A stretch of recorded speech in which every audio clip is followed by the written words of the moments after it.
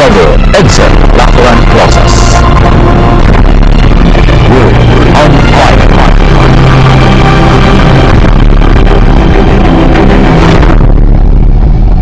Sa ngalan sa Ama, sa Anak, o sa Espiritu Santo.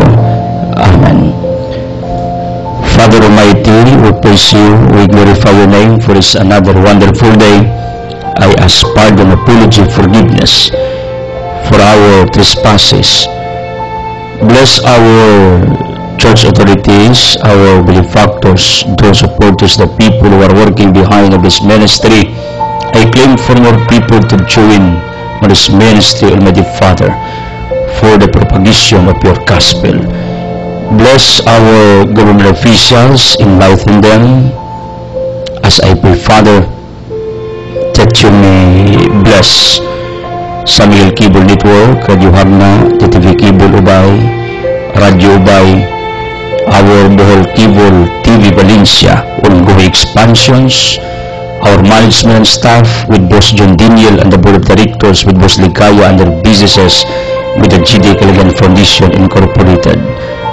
Father, bless the Wishes of Love community, bless the Altia Business Center, my loved ones, Almantia, protect them, heal them, and the rest of the people who are working behind of what I am doing, Almighty Father. Father, pamalang yung tanan nag-ablis ng radio set, internet, television, magsunod sa newspapers, pagatiya sa mong kaluoy, panalangin, o grasya. Father, in Jesus' powerful name of Nazareth, I claim and declare for the dissolutions of all our curses, bandages, sicknesses, troubles, hatred, anxieties. Touch us, Father, head to foot, labing sakit sa utok, matalang baba, liog, kasing-kasing sa atay, sa baga, sa kidney, reproductive organ, muscles, tissue cells, sa dugo, sa bukog, sa panit, chemical imbalance, immune system, nervous system, the breakdown of all our systems, physically, spiritually, psychologically, emotionally. Father, please repair, restore, touch us in Jesus' name. Veni Sanctis Spiritus, empower us, heal us, enlighten us. Umari Santa Maria San Jose, Padipios, may kanghil, makangis nga tanan, Anthony, Tali Padua, Mother Teresa of Calcutta, all saints, brothers, blessed, please be with us, pray for us, as we honor and praise our Almighty God for this wonderful day, in Jesus' name, Amen. Ang atong Ebanghelyo karong adlaw sumala ni San Lucas, Kapitulo 19, uno ngadto og 10. Si Jesus miabot sa Jericho ug samtang miagi siya, may usa ka dato nga nganlag sa kiyo nga pangulo sa kubador sa buwis ug nanginguha siya pagtan-aw kung kinsa si Jesus apan mubo si Sakiyo, ug wala sa makakita kang Jesus tungod sa panon sa mga tao. Busa midagan siya uban sa panon ug misaka sa kang sikumuro aron makakita siya kang Jesus kumuagi nadtong dalana. Sa pag-abot na ni Jesus nadtong dapita, mihangad siya. Sa kahoy mingon kang Sakiyo, kanaog dayon Sakiyo, kaya adto ako mabot sa imong balay. Karong adlaw, bidali pagkanaog Sakiyo ug dakong kalipay midawat kang Jesus. Ang tanan nga nakakita niini nagbagulbol kay tawhana na bisita sa balay sa usa ka makasasala, umitindog si Sakiyo ug miingon sa Ginoo, Sir, paminawa, ihatag ko ang katunga sa akong katiginan ngadto sa makabus ug kung ako nakalimbong kan bisan kinsa, ulian ko siyag 4 kapilo. Si Jesus pingon kaniya, karong adlaw niabot ang kaluwasan ning balaya kay kining tawhana kaliwat sa Abraham, kay miani ang anak sa tao aron pagpangita ug pagluwas sa mga wala. Today we are remembering another saint nga mao si Saint Elizabeth. According to her biography, nahimo ni siyang biyuda sa pagdagan sa panahon. Elizabeth Patronis of Hungary was born at Pressburg in 12th century. His husband died. Then while she was young, she married to Louis, giving birth to 3 children. Her husband was fascinated by her charm and holiness. Then, whenever he went back for an official trip, he would always give her a present and used to say that he would rather cast away a mountain of gold rather than cast away his wife, Elizabeth. Years later, Louis embarked for a crusade but was killed by a plague at Otranto. When the body was brought back to Germany, Elizabeth cried aloud and said, "The world is dead to me," and all that was joyous in the world. Thereafter, she entered the Third Order of St. Francis and promised never to marry again. Elizabeth spent her last years attending the sick at the Hospital of Marburg, which has built. She died in 1231, being only 24 years old. Very young, declared saint. Why? Tungod ni sa iyang positive attitude. Mabiyuda, anak. Then, pagkaplastar sa mga anak, she entered sa Third Order, sa Franciscan Order. Ubidto yang gibuhos ang iyang oras, panahon sa pagampo o pagatiman sa mga masakiton. Instead, mangluod siya, maluya, wala sa maluya. Nahimo siyang palaban, nahimo siya na positibo sa iyang pagpadayon sa pagpakabuhi. O iyang na-feel ang gugma siyang bana. Buotan nga bana, dato, kwartaan, na pinanggaon siyang asawa sa St. Elizabeth. Usagri kapag pinungdom alang sarang bana nga may gugmas mga asawa o ang napanunod ni kaptangan ni Elizabeth, she built a certain hospital nga biinsad didto siya nag-alagad hantod sa iyang kamatayon, using her wealth for the less fortunate, using her wealth for the glory of the living God. Mao ni ang akong pagtuo, ang rason nung gitagaan ka o gracias Ginoo, kang Ginoo dako kaayog bilib salig sa imuha that you will use this for good, for His glory and for His people. Mo nang use your wealth not only for your own benefits but for the benefits of other people around you.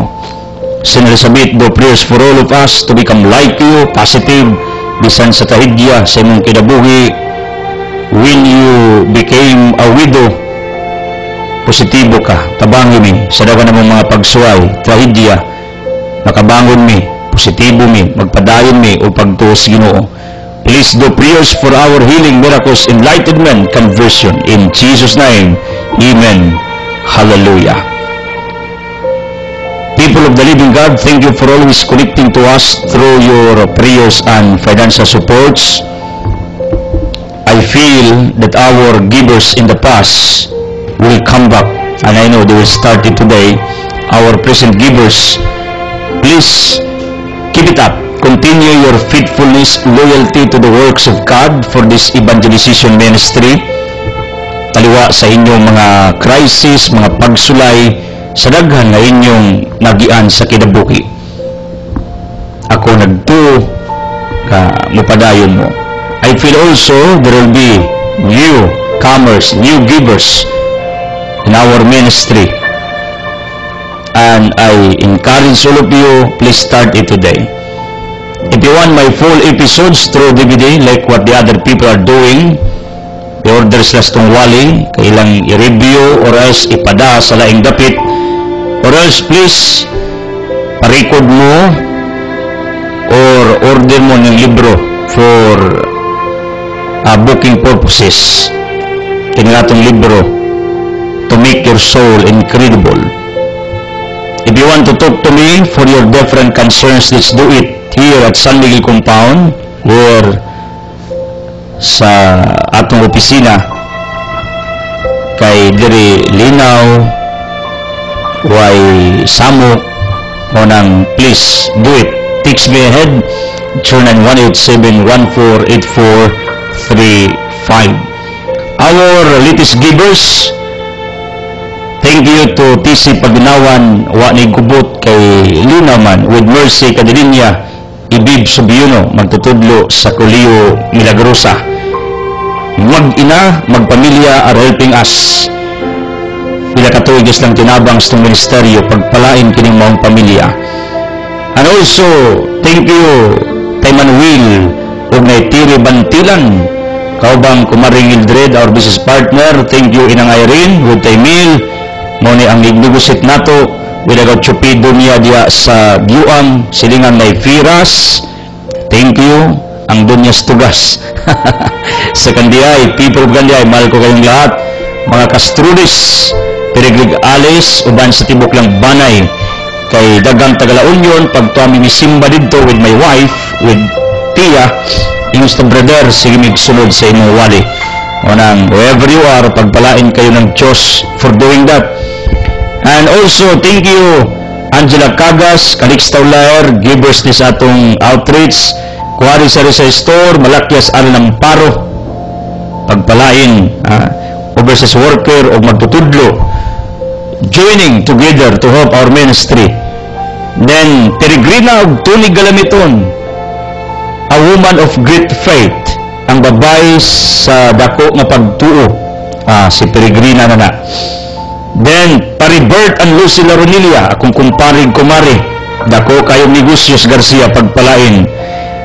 Tay Epipanyo, Fortunate Goldie, Juana Ari Macanano, Gistril Makinano, Tay Idil, Naitinitan, Tag-Iyas Global 1, Global 2, silingan na ng Anda de Boracay, with Boss John and Boss Ligaya, Toralba Sisters, Mimi Saturino, Juana Abuiba, and Binji Tunaklan, silingan Tay Limon. Ban sa mga tibok pamilya, Banay, are working with me in this ministry. Dining atong ministeryo, na our ministry. Labilas mga balagjugan na naglihok sa atong Mindanao Ministry sa pamantalaan. Mga ubayig mo ko'y ni Maria pagpalain, continue praying for Kumaring Lukring, kanay gibati ni ban sa iyang makaubanang mga magtutudlo, pamilyang Kumaring Narsing Galbo, mga Lo Alaba of Garcia pagpalain, mga kagampang diya, pagpalain kayo ng Diyos for always supporting us. And also, Exopero Simini with Nairos Pagaran, salamat ninyo, pagpalain with Teosi o Judil Galindes, pagpalain kayong lahat, people of Garcia. And also here in Agna, kay Tony Madira, pagpalain ka with Nailos. Thank you, Big Exones, for assisting us sa atong broadcast diya sa public market, sa Ronjic Trigoods, Chelsea Motor Parts, kumparing Paribilyong, kusugatong video diya, Dinis Dos tong Skina, o sa Silyakay Vulcanizing Shop, diya sa Police Dangpanan, gatingog sa dangatong wali, matagbuntag mo ng lipay kayo tana, tungod ni ining maong nindot, nga balita na sila gasunod sab sa atong mga wali, offices, pribadog dili, people of Anda, magagayong lahat, mga liwa diya, and mga Tan Makinano, Goldie, people of Mabini, Sterbergi, with Mr. of Abaca, people of Ubay, mga Buili, Sumachino, sa Misula Oclarit, atong benefactor from Binlio, pagpalain kayong lahat. Please follow me sa Hot FM Ubay every 5 to 6 p.m. matag Domingo. Ang tagiyana, Lito Akas, ako ng Kadugo. Mo nang siya mismo, ang bingon Brother Red, akong on-air ang imong wali, nining akong radio station. Diya, sa Kaming City, Ubay. Toda mo ana taga Ubay. And people of Valencia, doon ay amigo akong galang pastor, si Pastor Sapanta told me na nasa mga higalaw sabya ng mga pastors sa Valencia are always following our broadcast. Lipay kataana. Kay ang atong wali, gisulod ni. Di lang sa mga Katoliko, kundi bisan sa mga dili Katoliko. That is proven beyond reasonable doubts. Di ba? Muspin traders, rent a car, come to Altia. Pinting ug balay, whatever, come to Altia, the home of the pure tablia. For more inquiries, thank you so much. Bilgings, pagpalain kayo. Dumins, mga Tadina Albino families. Tay Cross in the School, pagpalain. Akong business partner, Haplas, Nainida Escobilla, with their daughter, Attorney Esther, may legal counsel, Iapig Ampo, uban siyang binalayi, si Yeye Escobilla, anak ni Antonio, o na Frida, do prayers, kay naslagi pang bati, nining takna. So dagang mga nagpaampo nato, rest assured, may bawo lang ko. Deep inside, sa kung kasing-kasing, ako mong giapil sa atong mga pag-ampog, pagpangaliya. Second floor diya sa public market, Rico Milasibis, ubas mga bamunde sa bayan dry goods diya. Thank you for tuning in sa atong broadcast para nga ang mga customers ninyo makadungog sa atong wali. Muna atong kalipay. Then people of Valencia, mahal ko kayong lahat, mga atong Butel, Flores, Ayuban, mga lakaran diya, tanang taga-Alicia, mga gumupas. Ako mga igala sa nang labayng panahon, pagpalain kayo ng Diyos for always following our daily broadcast. Pagpalain kayo sa inyong kaayo o kabuutan. Kumainjing Luwayon Family of Ginsularan, people of Ginsularan, mahal ko kayong lahat, do prayers na the limit, paping eksklamado, kumusta? Sa tanang mga katigulangan, Tay Binmaban, we're praying for you always. Ato Ribila Castin, ay Dolores, we're praying for you and the rest of the people around us. Ngawan nato minumdumin. Inumdum kong na irili galigero tubod bunti. Mga balaba at malbog where San Pedro Calungsod Shrine is located. Pagpalain kayo ng may kapal. Gasan family also. Mayong buntag diya. Tanang mga nagsuporta, wa magsuporta, tanang nagsunod. Ninumdum kong Kunson and Rayos families of Nausok, pagpalain kayo. Our prayer warriors, keep it up. Pagampo mo kadunay para niining atong ministeryo. O sa tanang mga nagsuporta financially, Ma'am Russell, pagpalain. Tawang kitang itimbaya, Don Toto of Naatang, pagpalain kayo. Nay Lourdes, nanigibati do prayers, pagpalain kayo ng may kapal. So, hopefully, you can understand na ato minggi hinahinay o basang medyo may sponsorships everyday. Nang I encourage all of you, continue mo sa inyong pagtabang aron everyone din atong mabasa ang inyong sponsorships.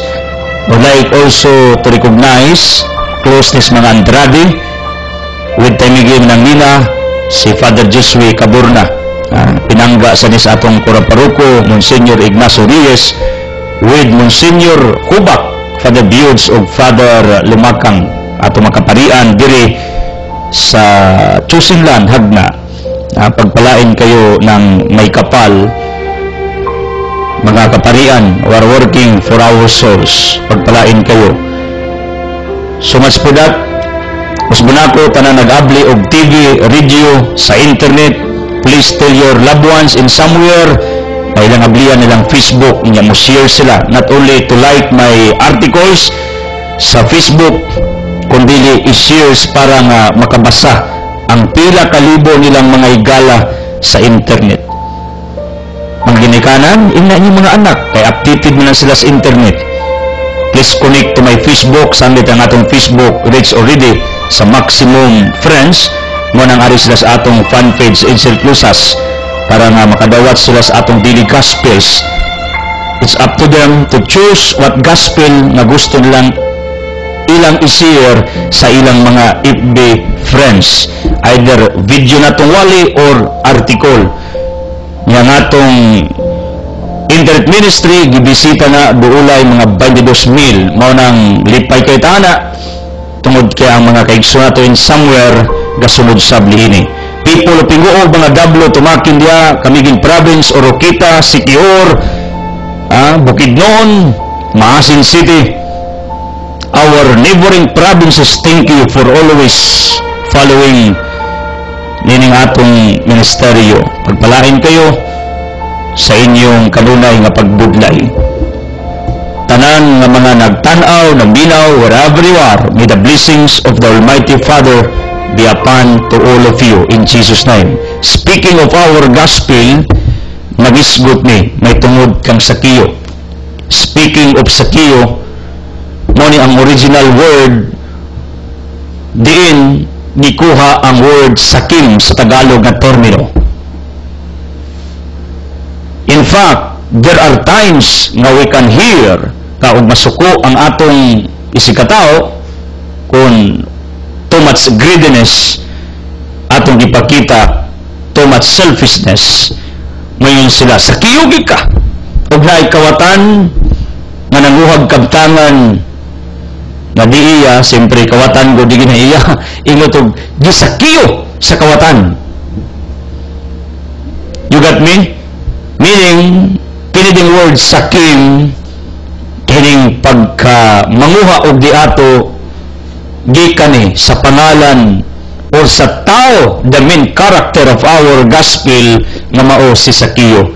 Kay Sakiyo in nature nangawkaw ni sa kwartas mga kabus. Why? He was the leader of the tax collectors. Dagko ni siya bulsa. Mubong tao, kumbaga may pagka inano, not mistaken, dwarf, pero habog manig, compilation sa iyang mga pinapil nga kwarta. Dagko kayo ning income kini Sakiyo. Pag may gamay lang ni siyang tao pero dakog income.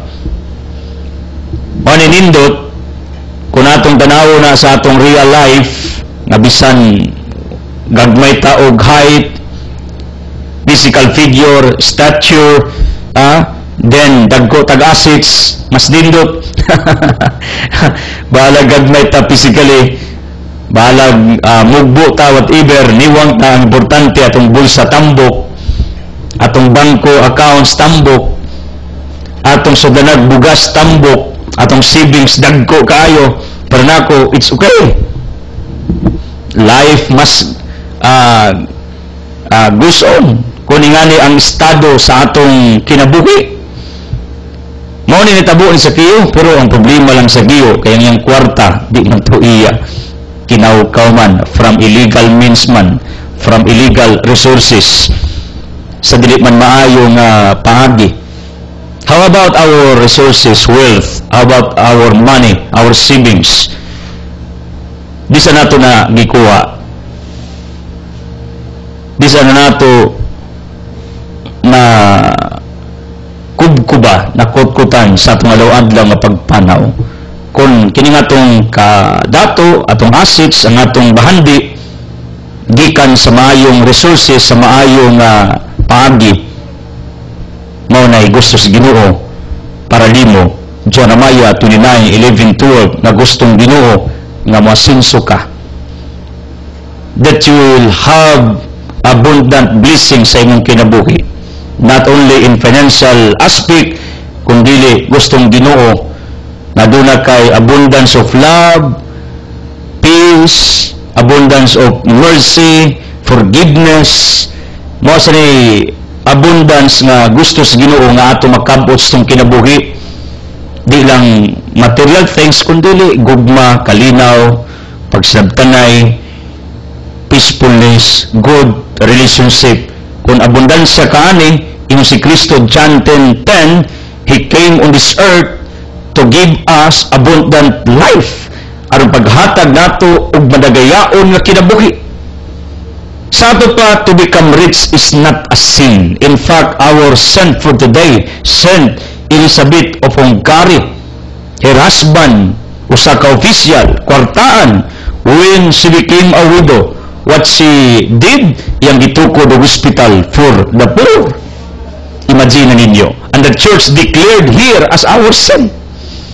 Kung tinuod pa nga ang pagkasinso sa tao maka-impierno, then why there are many sins declared as official and included in the list of the great sins sa atong simbahan kung di pa okay, di pa uyong Ginoo nga ang taong asinso ni dato nayahay prospero sa kinabuhi malangit. You got me? Nanong I need to repeat this many times? Why I need to inject this in your minds? I ask pardon if some people are hurt for what I am telling you, but I need to tell you this truth. Dili supak ang Ginoo kung masinso ka, dato ka, hayahay ka. Basta kanang imong pagkasinso, ang imong pagkadato, ang imong paglambo sa imong kinabuhi, imo nang nakuha sa sakto nga paagi. Gipatuan nimog singot, gipatuan nimog dugo, like our chinso man. Ako masaning kadugo in Alicia. One time, he told me sa Itzel, look at me. Nagkamurid sing gapasag sinso kay gika naggabas kasamad-samad yang tiil kay lisod. Ako sa giingnan mao ni pagpanginabuhi nga pinatuag singot, dagko ig singot, may dili kay dako po isang tao, pero di lang singot ni tulo kun dili dugo kay nagsamad-samad ang iyang mga tiil kay didto kalibunan, dito sa dagag sagbot siya gagabas ni suot. Ngunit legal, nindot nga matang sa pag-asinso, nindot nga matang sa paagis pagkuha sa imong means o resources in order for you to survive on this earth. Kaning manginabuhi ka sa saktong paagi. And this is the reason why ako mismo ning kamot tamas mahimo to earn, to have more resources to sustain my family. Kaya nga akong prinsipyo nga gibarugan, simple lang. I don't want to live on this earth na kaluyan lang ko sa mga tao, kundi I need to have my own resources with my wife aron nga padayon ang among pagpakigbisog as we go on in our journey on this earth, in our different advocacies, in our lives. Muni nga akong principles kinabuhi, di kay magpatara ako diri, watan nako kinsay mutabang, kinsay muhatag, huwat ko kinsay maluoy para nako. It's degrading to my moral aspect. In fact, because I am honest to the truth, before some people wherever I go, they give me foods, everything, anything. Ako nang dawaton because I am a servant of God in order that they will be blessed in return. That is in Galatians chapter 6 verse 6. Hatagi ninyong nagtudlo sa inyong kalag sa mensahe. Isip inyong gratitude. Hebrew 13:17, atimanan nagatiman sa iyong kalag. Kinsa nagatimas iyong kalag, atimanan ninyo. That is biblical. Munang I accepted what they shared to me in the past. But you know what? In the present, I'm trying my very best, if possible, na dili. Pero mauna-una man ako, sanglit usa man ko kaalagad, ug akong dawaton, i-bless man sila in return, like what happened 1 King chapter 17, 1-24, a certain widow, na dinalay gamay nga palan, pan ug lana. Then, prophet Elias came, yun siya ambina, yun siya, no, wa na medya mo, yun Elias, believe, naka-analyze ang babae, gihatag ng Elias, wa siya kabsis yang pan o garida o lana. Pagkamatay siyang anak, ang Diyos gabanhaw sa iyang anak nga namatay. This is the advantages once you will give to the servants of the living God. Ma-ordain, pastor, laiko, kinsay nagatimas yung kalag. Inyo nang suportahan, i-bless mo in return. Pero ang point nako, okay mo na. Pero by principle, gusto ko na muasinso me with my wife na naagi may kaugalingong panginabuyan. Gusto ko muasinso me na nami kaugalingong income. Not from you people, Kaya nga akong gusto nga inyong tabangan kining atong broadcast ministry, because we're spending thousands of money every month in order that the gospel of Jesus Christ madungog lang, not only here but in the four corners of this globe because of our satellite ministry. Mao lang akong concept ug point sa akong pagkatao nga gustong ginumasinso ka. Then, if I have the dreams to become prosperous in life, to become wealthy, to become rich, then I am a dead man. And who I am to tell you to excel in your finances, in your material aspect, in your daily battles against poverty.